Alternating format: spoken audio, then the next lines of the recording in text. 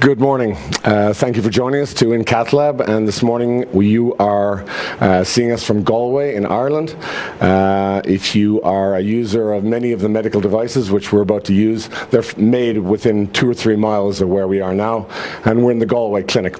I'd like to welcome my co-experts, or experts in questions. I'm certainly not, but they might be. Rick de Graaf from Maastricht, Stephen Black from London, Olivier Artung from Marseille. And we've got a series of interesting and I think challenging cases. We selected fairly carefully because we wanted to use quite a lot of newer equipment.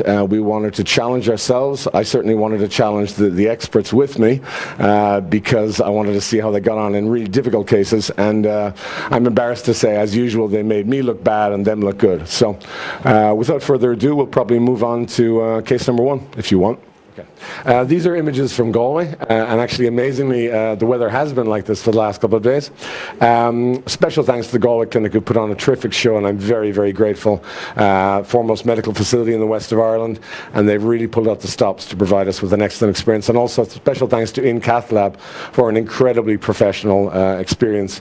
If you saw the bank of equipment in front of me and behind the cameras, you'd think you could launch a few rockets. Or embarrass the rest of us by putting wire straight down in about 30 seconds flat and crossing the occlusion.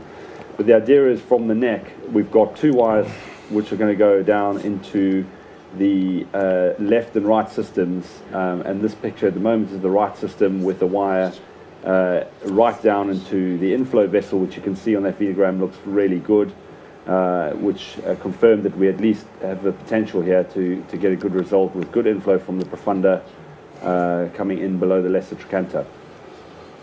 And you can see now there are 2 sheets. These are both 10 French sheets that have come from internal jugular punctures next to each other, and the wire is now going to be passed through into the iliac vein on the left-hand side.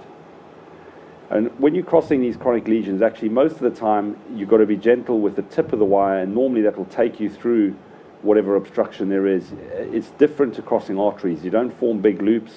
The wires will normally go through a blockage, and you've just got to be patient. These wires went particularly easily, but actually, as we'll see in the second case, you do require a degree of patience to get through. There's 2 particular pinch points that you find are often difficult to cross, and that's at the ligament. There's often a hard area that is hard to cross, as you can see in that last picture, and obviously the May-Thurner's point at the IVC confluence. And again, on the left-hand side, we're going to do a venogram just to demonstrate the inflow. You can see that's a decent-sized profunda. Again, that will be the inflow vessel for the stent system once we have completed it.